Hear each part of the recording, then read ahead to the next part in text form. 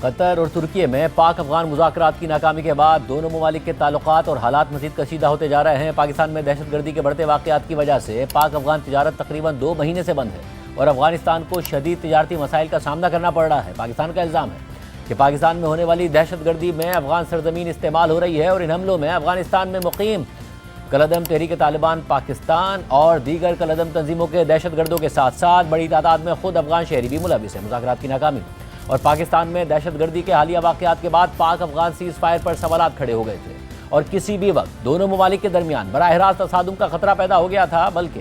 افغان حکومت اور افغان میڈیا نے تو پاکستان پر افغانستان کے اندر اسٹرائکس کا الزام بھی لگا دیا تھا۔ پھر پرسوں افغان میڈیا نے دعویٰ کیا کہ سعودی حکومت کی ثالثی میں سعودی عرب میں پاکستان اور افغان طالبان کے مذاکرات ہوئے ہیں اور مذاکرات کا پہلا دور بے نتیجہ رہنے کی خبر بھی سامنے آئی تھی۔ پاکستان کی طرف سے نہ ان خبروں کی تردید کی گئی اور نہ ہی تصدیق کی گئی، تاہم اب خبر رساں ادارے رائٹرز نے خبر دی ہے کہ سعودی عرب میں سعودی حکومت کی ثالثی میں نہ صرف پاکستان اور افغانستان کے درمیان مذاکرات دوبارہ شروع ہو گئے ہیں بلکہ دونوں ممالک میں سیز فائر برقرار رکھنے پر اتفاق بھی ہو گیا ہے۔ رائٹرز کی خبر کے مطابق پاکستان اور افغانستان کی طالبان حکومت نے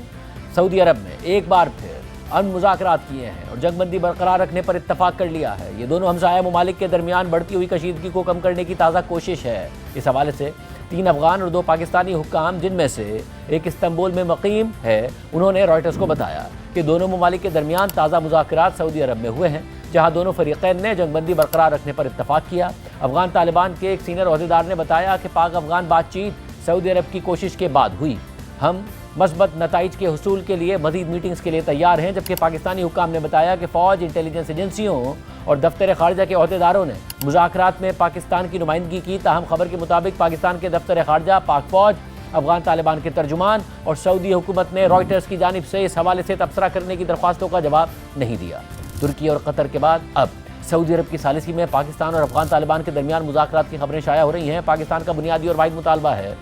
کہ افغان طالبان افغانستان سے پاکستان میں دہشت گردی کو روکنے کے لیے مؤثر اور قابل تصدیق اقدامات اٹھائیں۔ ٹی ٹی پی سمیت پاکستان میں حملے کرنے والے دہشت گردوں کو پناہ دینے اور ان کی سرپرستی کرنے سے پیچھے ہٹ جائیں، ان کے خلاف آپریشنل اور آئیڈیالوجیکل اقدامات اٹھائیں، مگر اپنے ان اقدامات کے حوالے سے افغان طالبان زبانی نہیں بلکہ تحریری شکل میں ضمانت دے دیں۔ مگر